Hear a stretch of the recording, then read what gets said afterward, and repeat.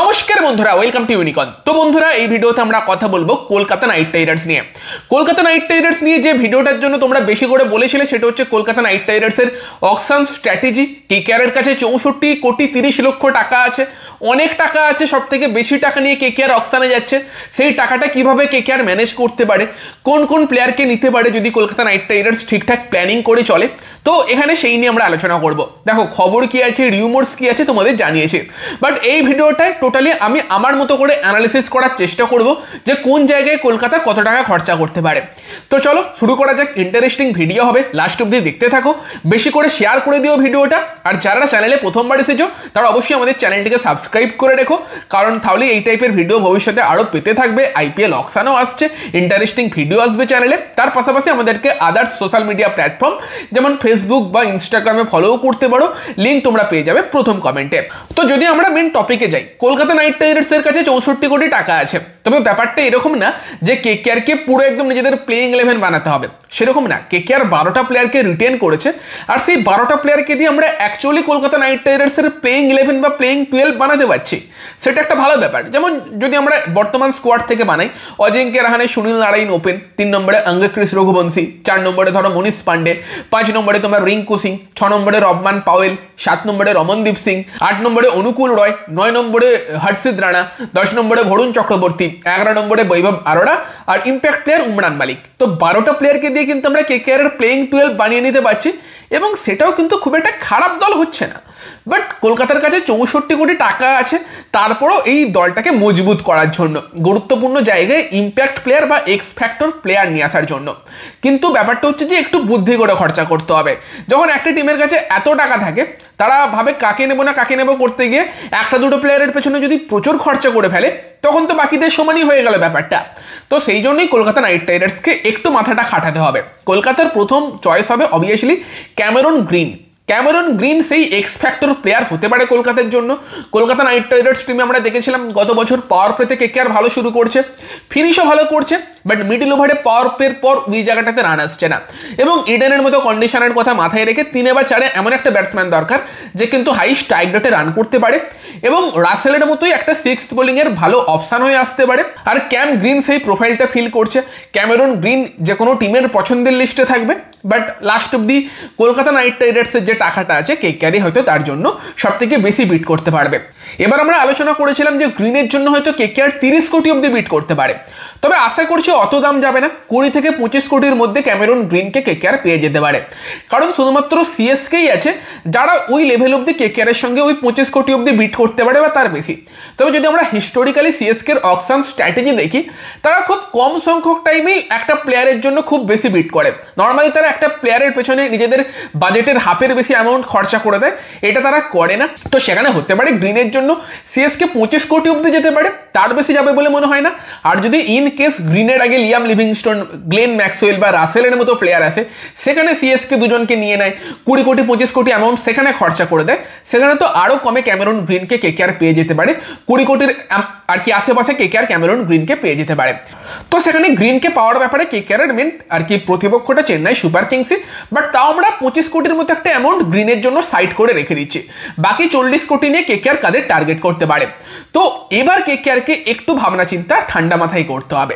ব্যাপারটা হচ্ছে যে ভেঙ্কটেশ আয়ার তাকে ফেরানো বা মাথিসা পাথিরানার মতো প্লেয়ারকে নিতে যাওয়া, সেই সব করতে গিয়ে যদি কেকেআর সেখানে 25 থেকে 30 কোটি খরচা করে দেয়, কলকাতা কিন্তু আবার মেগা অকশনের মতোই ভুল করবে। কলকাতাকে ভাবতে হবে যে কি স্ট্র্যাটেজি কলকাতার জন্য পারফেক্টলি স্যুট করবে। 2024-এ কেকেআর চ্যাম্পিয়ন হয়েছিল কেন? আমরা অবভিয়াসলি রাসেল, রিঙ্কু, রমনদীপ সেই ফিনিশিং নিয়ে কথাবার্তা বলেছিলাম, বাট 2024-এ কিন্তু কলকাতার জন্য টপ 3 বা বিশেষ করে ওপেনাররাই মেন কাজটা করে দিত ব্যাটিংয়ে। এবং যখন 2025-এ সেই কাজটা হয়নি, রাসেল, রমনদীপ বা রিঙ্কুর ওপর সেই প্রেসারটা এসেছে, তারা কিন্তু সেটাকে ঠিকঠাক হ্যান্ডেল করতে পারেনি। ফলে কেকেআরকে নিজেদের ওপেনিংয়ের জায়গাটা স্ট্রং করার জন্য দেখতে হবে, আর একটা কোয়ালিটি ফরেন ব্যাটসম্যান নিয়ে আসতে হবে যে অ্যাগ্রেসিভ স্টার্ট দিতে পারে, যে টিকে গেলে সে কিন্তু আগুন লাগিয়ে দিতে পারে, সেই টাইপের একটা ব্যাটসম্যান।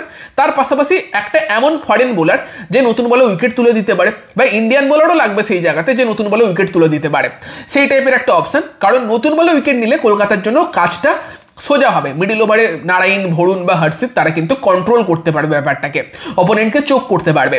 তো তো এই দুটো কেকেআরের সব থেকে গুরুত্বপূর্ণ রিকোয়ারমেন্ট, তারপর ক্যামেরন গ্রিনের পর। তো সেখানে যদি Kolkata night Riders top order বিদেশি অ্যাগ্রেসিভ ব্যাটসম্যানের দিকে দেখে, আমি বলবো সেখানে এক্সেপশনাল ট্যালেন্ট যারা অকশনে অ্যাভেলেবেল থাকবে তাদের মধ্যে থেকে দুজন হচ্ছে একজন জেমি স্মিথ, কোয়ালিটি প্লেয়ার, বিশাল ট্যালেন্ট আছে, এবং আরেকজন জোস ইংলিশ, তার মধ্যেও সেই লেভেলের পোটেন্সিয়াল আছে। বাট দুজনকে নিয়ে একটু সন্দেহের জায়গা কোনটা, জেমি স্মিথ গত বছর অকশনে নাম দেয়নি, এই বছর অ্যাভেলেবেল থাকবে কি থাকবে না, অবভিয়াসলি অকশনের আগে সেটা কেকেআরের কাছে ক্লিয়ার হয়ে যাবে যখন আমাদের কাছে লিস্ট আসবে। আর একটা হচ্ছে জোস ইংলিশের অ্যাভেলেবিলিটি, আমি যেটা আগেও বলেছি, যদি জোস ইংলিশ অর্ধেক সিজনে অ্যাভেলেবেল থাকে কেকেআর তার জন্য যেতে পারে, কারণ হাফ সিজনেও সে অনেক বেশি ইম্প্যাক্ট রাখতে পারে একটা ভালো ব্যাকআপ নিয়ে। তবে সম্ভবত জেমি স্মিথ অকশনে অ্যাভেলেবেল থাকবে। কেকেআর দেখলাম একটা পোস্টও করেছে যে কেকেআর কোন বিদেশিদের নিতে পারে, সেখানেও জেমি স্মিথের ফটো দেখলাম, তো সে কিন্তু অ্যাভেলেবেল থাকতে পারে। তবে যদি ইংলিশ আর স্মিথকে নিয়ে সেই মানে ব্যাপারটা না থাকে, সিওরিটি না থাকে, সেখানে কেকেআরের কিন্তু ওই জায়গাটাতে একটু ভাবনা চিন্তা করা উচিত, কারণ বাকি একই টাইপের অপশন অনেকগুলো আছে যারা হয়তো একটু ইনকনসিস্টেন্ট বাট টেকে গেলে অ্যাগ্রেসিভ অপশান হতে পারে, যেমন ফিন অ্যালেন আছে, জেক ফ্রেজার ম্যাকগ্রাগ আছে, তোমার বেন ডাকেট আছে, তার সঙ্গে তোমার আছে হচ্ছে টিম সাইফার্ট বা জনি বেয়ারস্টো, টম কোলের ক্যাডমোর, টম ব্যান্টন বা বলতে পারো জর্ডন কক্স, তারাও আছে কিন্তু। তো সেখানে অপশান অনেকগুলো আছে যাদের মধ্যে একজনকে দুজনকে বেস্ট প্রাইসে পাওয়া যেতে পারে, ম্যাথু শর্ট সেই টাইপের অপশানও আছে। ফলে যদি ইংলিশ বা স্মিথ অ্যাভেলেবেল না থাকে, সেই জায়গাতে আমার মনে হয় কলকাতা নাইট রাইডার্সের একটু ভাবনা চিন্তা চেঞ্জ করা উচিত। সেখানে কেকেআর কি ভাবতে পারে যে শেষ কয়েক বছর আমাদের টিমটাতে প্রপার ব্যালেন্স কী কারণে আসছে না, কারণ আমাদের টিমে ভালো কোয়ালিটির ইন্ডিয়ান উইকেট কিপারের অপশান নেই। আর এবারের আইপিএল অপশানে কোয়ালিটি ইন্ডিয়ান উইকেট কিপার ব্যাটসম্যানের অপশান কিন্তু বেশ কিছু আছে, যার মধ্যে আমার দুটো পার্সোনাল পছন্দ, আমি চাই কেকেআর দুজনকেই নিক। Tushar Raheja, opening batsman, aggressive batsman plus wicket keeper, Tamil Nadu premier লিগের হাইয়েস্ট রান স্কোরার। আর সেকেন্ড যার কথা বলবো কার্তিক শর্মা, গত বছর আইপিএলের পর থেকেই তার নামটা বলছি এবং বর্তমান সময়েও সে কিন্তু রঞ্জিতে দারুণ খেলছে, তার মধ্যে সেই এবিলিটি আছে। রিঙ্কু এবং রমনদীপের মাঝখানের 6 নম্বর জায়গাতে ব্যাট করতে পারবে, কেকেআরের জন্য একটা পারফেক্ট সুইটেবল অপশন হবে। ভাই কার্তিক শর্মা কিন্তু কিছু আলাদা লেভেলের ট্যালেন্ট, এবং একটা জিনিস দেখছিলাম, যদিও স্যাম্পেল সাইজটা ছোট, বাট ডোমেস্টিকে কিন্তু তোমার জিতেশ শর্মার থেকে কার্তিক শর্মার স্ট্যাটিস্টিক্স ভালো, সেটা অ্যাভারেজ বলো, স্ট্রাইক রেট বলো, 6 মারার এবিলিটি বলো, আলাদা লেভেলের ট্যালেন্ট। সেই জায়গাতে কিন্তু হ্যাঁ এটা ঠিক যে আঙ্ক্রিস রঘুবংশীও উইকেট কিপিং করতে পারে, তবে এই কার্তিক শর্মা বা তুষার রাহেজা তারা শুধুমাত্র উইকেট কিপার না, তার পাশাপাশি ভীষণ ভালো কোয়ালিটির ব্যাটসম্যান। সেই জন্যই আমি চাই কেকেআর দুজনকে নিক, অ্যাটলিস্ট একজনকে নিক। সেক্ষেত্রে কার্তিক শর্মা আমার পছন্দ হবে। হতে পারে কার্তিক শর্মার দাম 5 কোটি চলে গেল, হতেই পারে তার পেছনে অন্য টিমও ইন্টারেস্টেড থাকবে, শুধুমাত্র কেকেআর স্কাউট করছে সেরকমটা তো না। বাট আমি চাই একজনকে কেকেআর নিয়ে আসুক, সেটা কেকেআরের ওভারঅল স্কোয়াডে কিন্তু অনেক ব্যালেন্স অ্যাড করবে। কোয়ালিটি ব্যাটিং অপশান কেকেআর পেয়ে যাবে, সঙ্গে ইন্ডিয়ান উইকেট কিপারের অপশান পেয়ে যাবে। সেখানে ফিন অ্যালেন, বেন ডাকেটের মতো প্লেয়ারকে KKR as a opening batsman নিলেও সেটা আর কেকেআরকে ভাবতে হবে না যে তারা উইকেট কিপিং করবে কিনা, ফরেন উইকেট কিপার আমাদের লাগবে, সেই ভাবনাটা আর কেকেআরকে করতে হবে না। তো আমার মনে হয় রিকোয়ারমেন্টের দিক দিয়ে কলকাতা নাইট রাইডার্সের টপ দুটো রিকোয়ারমেন্ট এটা হতে পারে। একটা হচ্ছে তোমার ক্যামেরন গ্রিন, সেকেন্ডলি যদি জোস ইংলিশ, জেমি স্মিথ অ্যাভেলেবেল থাকে তাদের জন্য যাওয়া, নয়তো কিন্তু কার্তিক শর্মা অথবা তুষার রাহেজার মতো ভালো কোয়ালিটির ইন্ডিয়ান উইকেট কিপার ব্যাটসম্যানকে তুলে আনা। যদি জেমি স্মিথ, জোস ইংলিশকে পেয়েও যায় তারপরেও আমি এটা চাইবো, কারণ অবভিয়াসলি কার্তিক শর্মা শুধুমাত্র উইকেট কিপিং না, তোমাকে অ্যাজ এ ব্যাটসম্যানও অনেক কিছু অ্যাড করতে পারবে তোমার টিমে। তো সেখানে যদি আমরা একটু বাজেট ক্যালকুলেট করি, হতে পারে যে তোমার জেমি স্মিথ বা জোস ইংলিশ টাইপের প্লেয়ারের দাম 7 কোটি 8 কোটি চলে গেল, এবং তাদের ব্যাকআপ হিসেবে যদি ফিন অ্যালেন টাইপের প্লেয়ার নেয় বেস্ট প্রাইসে পেয়ে যায়, ব্যাকআপটা বেস্ট প্রাইসেই কাউকে নিতে হবে, সেখানে 2 কোটি আরও ব্যাকআপে গেল, তো 10 কোটি মতো একটা অ্যামাউন্ট বিদেশি ওপেনিং ব্যাটসম্যান বা উইকেট কিপার সেই জায়গাতে যাচ্ছে, তো 40 থেকে 10 চলে গেল 30। আমি বলবো আরও 5 কোটি ভারতীয় উইকেট কিপারদের জন্য রেখে দাও, লাগবে ওই জায়গাতে, কেকেআরের প্লেয়ার লাগবে, কার্তিক শর্মার মতো প্লেয়ারের জন্য রেখে দাও। তো কেকেআরের কাছে তারপরেও 25 কোটি অ্যামাউন্ট থাকছে। দেন কেকেআর যেটা করতে পারে সেটা হচ্ছে বিদেশি ফাস্ট বোলারকে টার্গেট করতে পারে, সেখানে জেকব ডাফি বা ম্যাট হেনরি, বেন ডরসিয়াস অথবা লুক উডের মধ্যে একজন কি দুজনকে নিতে পারে। যদি একজনকেই ফার্স্টে নেয়, জেকব ডাফি টাইপের প্লেয়ারের জন্য প্রায় 4 কোটি 5 কোটি অব্দি বিড হতে পারে, বেশিও হতে পারে। খুব বেশি হয়ে গেলে ম্যাট হেনরিকে নিয়ে নিক, তারও পাওয়ার প্লে বোলিং স্কিল খুব ভালো, তো ওখানে কেকেআর 4-5 কোটি ইনভেস্ট করুক। দেন বাকি থাকছে তোমার কেকেআরের কাছে 20 কোটি টাকা মতো, সেখানে কেকেআর কিছু ব্যাকআপ নিক 3-4 কোটির মধ্যে, যেখানে ফাস্ট বোলারদের ব্যাকআপ লাগবে, যেখানে মানি গাড়েওয়াল, নমন তেওয়ারি বা আকিব নবী 1 থেকে 2 কোটির মধ্যে এরকম যদি একটা বা দুটো প্লেয়ার পেয়ে যায় তো খুবই ভালো। বা তোমার মঙ্গেশ যাদবের মতো প্লেয়ার আছে, সেও কিন্তু হর্ষিত রানা টাইপের প্লেয়ারের ব্যাকআপ হতে পারে, সিমরজিৎ সিং এর মতো প্লেয়ার হর্ষিত রানার ব্যাকআপ হতে পারে। তো সেখানে 2 কোটির মধ্যে দুটো ভালো কোয়ালিটির ইন্ডিয়ান বোলার নিয়ে নিক, বেস্ট প্রাইসে পেয়ে গেলে তো খুবই ভালো, 1 কোটির মধ্যেও দুজন চলে আসতে পারে। বাট আমি অকশন ডাইনামিক্সের দাম একটু বেশি করে ধরে রাখছি, 2 কোটি সেখানে ইন্ডিয়ান বোলার নিক। দেন আরো 1-2 কোটিতে কেকেআর যদি কিছু ব্যাকআপ ইন্ডিয়ান ব্যাটসম্যান নিতে চায় নিতে পারে, যদি পৃথ্বী শকে টার্গেট করে অভিষেক নায়ারের পছন্দ বলে, বা রাহুল ত্রিপাঠীকে ফেরাতে চায় সেটা কেকেআর করতে পারে ব্যাকআপ ব্যাটসম্যান হিসেবে, টপ 3-তে খেলতে পারবে সেরকম অপশন। তার পাশাপাশি মাহিপাল লোমড়োর একটা অপশন কেকেআরের মিডল অর্ডারে হতে পারে, যদিও মনীষ পান্ডে আছে, বাট ওই টাইপেরই একটা অপশন যে স্পিন ভালো খেলে। অভিনব মনোহরকে কেকেআর টার্গেট করতে পারে, যার জন্য কেকেআর আগে বিট করেছে। কার্তিক শর্মার মতো প্লেয়ারকে না পেলে অভিনব মনোহরের মতো প্লেয়ারকেও কেকেআর নিয়ে আসতে পারে, যাকেও কিন্তু এই রিঙ্কু এবং রমনদীপের মাঝখানটায় খেলানো যেতে পারে, হার্ড হিটার ব্যাটসম্যান। এরকম কিছু আরো 1-2 কোটির মধ্যে কেকেআর প্লেয়ার নিতে পারে। যদিও পার্সোনালি আমি চাই কলকাতা নাইট রাইডার্স টপ অর্ডারে রাহানের ব্যাকআপ যদি নিতে চায় সেই জায়গাতে এমন প্লেয়ার টার্গেট করুক যে এফেক্টিভ হতে পারে। যেখানে কিন্তু বাঁহাতি ব্যাটসম্যানের কথা বললে দিল্লির অর্পিত রানা, যে কিন্তু দিল্লি প্রিমিয়ার লিগের হাইয়েস্ট স্কোরার ছিল এবং 55-র উপর অ্যাভারেজে 150-র কাছাকাছি স্ট্রাইক রেটে কিন্তু 500-র কাছাকাছি রান করেছিল, দারুণ খেলেছিল। সেম তুষার রাহেজা উইকেট কিপার ব্যাটসম্যান হিসেবে সেও একটা বাঁহাতি কিন্তু ওপেনিং ব্যাটসম্যানের অপশান হতে পারে, বা দিল্লির ইয়াস ধুলো একটা ভালো অপশান কিন্তু হতে পারে। পৃথ্বী বা ত্রিপাঠীর আগে হয়তো তারা বেটার চয়েস হবে। পার্টিকুলারলি অর্পিত রানার দিকে কিন্তু নজর রাখা যেতে পারে, যেরকম গত বছর প্রিয়ান্স আরিয়া উঠে এসেছিল, এই বছর কিন্তু অর্পিত রানা সেটা হতে পারে। সাথে একটা ভারতীয় স্পিনার নিতে পারে। তো মোটামুটি 5 কোটির মধ্যে কিছু বেস্ট প্রাইসে কম দামের মধ্যে এরকম কিছু ট্যালেন্টেড ভারতীয় আর কি ডোমেস্টিক প্লেয়ার তুলতে পারে কলকাতা নাইট রাইডার্স। তারপরেও কেকেআরের কাছে প্রায় 15 থেকে 16 কোটি টাকা মতো থাকছে। তো সেখানে তাহলে কেকেআর এরকম ক্যালকুলেট করে চললে কেকেআর ভাবতে পারে যে এই জায়গাতে আমরা হয় ভেঙ্কটেশ আয়ারকে ফেরাবো 12-13 কোটি দিয়ে, অথবা মাতিসা পাথিরানার মতো একটা প্লেয়ারের জন্য 12-13 কোটি বা 14 কোটি অবধি যাবো, সেটা তখন কেকেআর করতে পারে। তো সেখানে ভেঙ্কটেশ আয়ারকে এবার ফেরালে তোমার ওই পৃথ্বী শাও বা রাহুল ত্রিপাঠী আর টপ অর্ডার ব্যাটসম্যানের দরকার হবে না, একটা top order wicket keeper batsman নিলেই চলবে ভারতীয়দের মধ্যে। সঙ্গে যদি ভেঙ্কি আসে তাকেও তুমি টপ 3-তে খেলাতে চাইবে। আর মাতিসা পাথিরানাকে নিলে তোমার সেখানে একটাই জেকব ডাফি বা ম্যাট হেনরির মতো বোলার লাগবে, সেখানে কিছু টাকা তুমি সেভ করতে পারবে বেস্ট প্রাইসে একটা তার ব্যাকআপ অপশন তুলে নিলে। বেন ডরসিয়াসও খারাপ হবে না, সে কিন্তু ব্যাটেও তোমাকে হেল্প করতে পারবে। তো সেই জায়গাতে কিন্তু সেই ব্যাপারগুলো থাকছে, সেটা এবার অকশন ডাইনামিক্সের উপর ডিপেন্ড করছে।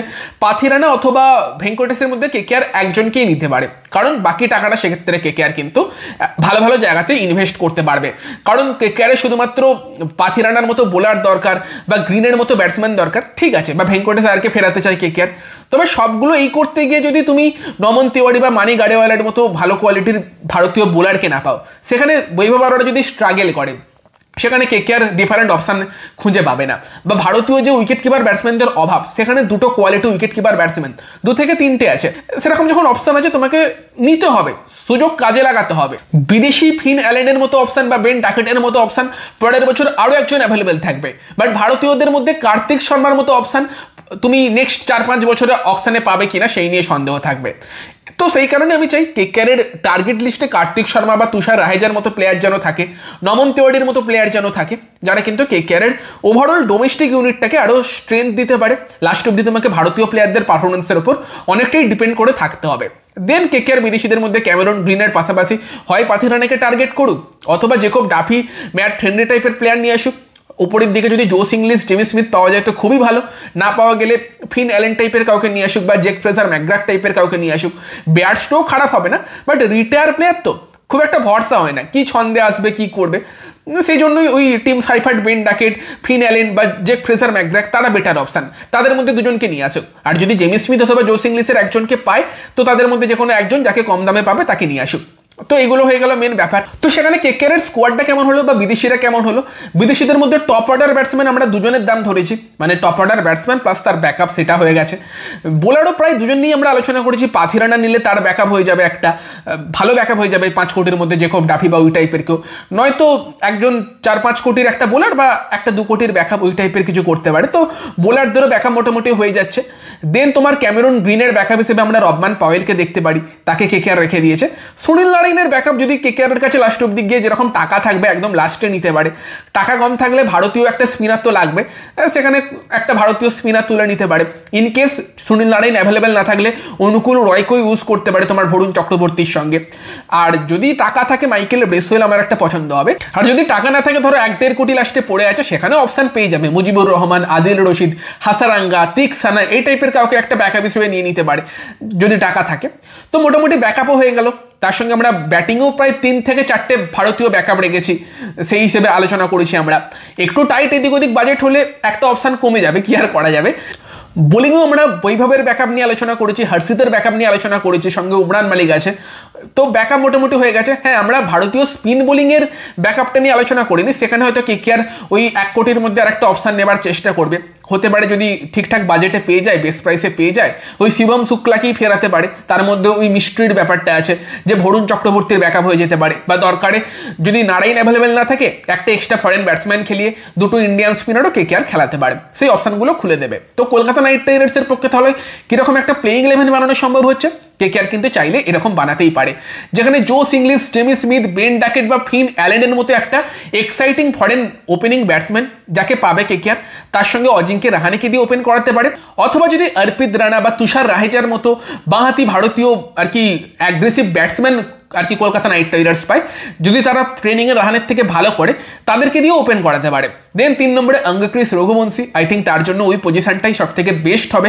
4 নম্বরে সেখানে তোমার কাছে থাকছে ক্যামেরন গ্রিন, 5 নম্বরে থাকছে রিঙ্কু সিং, 6 নম্বরে থাকছে অবভিয়াসলি কার্তিক শর্মা অথবা অভিনব মনোহরের মতো একটা ভারতীয় অপশান যেটা কেকেআরকে নিতে হবে। 7 নম্বরে রমনদীপ সিং, 8 নম্বরে সুনীল নারাইন, 9 নম্বরে হর্ষিত রানা, দেন 10 নম্বরে বরুণ চক্রবর্তী, 11 নম্বরে মাথিসা পাথিরানা অথবা others foreign bowling option Jacob Duffy, Ben Dwarshuis, Matt Henry যে কেউ হতে পারে।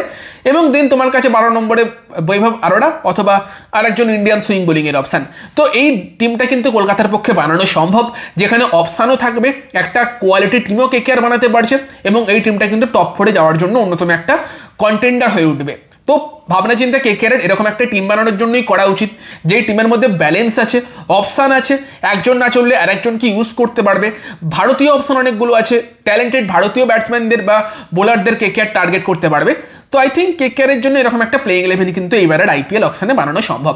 এবার ইনকেস কেকেআর যদি ভেঙ্কটেশ আয়ারকে ফেরায়, সেখানে ভেঙ্কটেশ আয়ারের সঙ্গে ওপেন করতে পারে উপরের দিকে, এবং সেখানে হয়তো পাথিরানাকে পাবে না। এই ব্যাপারগুলো অকশন ডাইনামিক্সের উপর ডিপেন্ড করে থাকবে। আন্দ্রে রাসেল আরও একটা প্লেয়ার যাকে কেকেআর ফেরানোর চেষ্টা করতে পারে।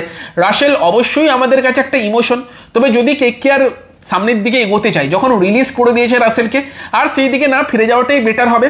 ইয়ং প্লেয়ারদের দিয়ে কেকেআর এইভাবে কিন্তু টিম বানাতে পারে। রাসেলের পেছনে 12-13 কোটি না খরচা করে একটা কার্তিক শর্মার মতো প্লেয়ার বা ওই টাইপের একটা ট্যালেন্টকে যদি কেকেআর নেওয়ার চেষ্টা করে নিচের দিকে অ্যাজ এ ফিনিশার, সে অনেক বেটার করতে পারবে ভবিষ্যতে বলে আমার পার্সোনালি মনে হয়। তোমরা তোমাদের মতামত জানিও যে তোমাদের মতে কেকেআরের পক্ষে কীরকম টিম বানানো সম্ভব, কমেন্টে জানিও। ভিডিওটা ভালো লাগলে ভিডিওটাকে লাইক করে দিও, শেয়ার করে দিও। আমাদের চ্যানেলে প্রথমবার এলে আমাদের চ্যানেলটিকে সাবস্ক্রাইব করে তার পাশের বেল আইকনটাকে অন করে দিও। আর আমাদের বাকি সোশ্যাল মিডিয়া প্ল্যাটফর্মেও ফলো করতে পারো, লিঙ্ক প্রথম কমেন্টে পেয়ে যাবে। তো চলো গাইস, এই ভিডিওতে এই পর্যন্তই, বাই বাই।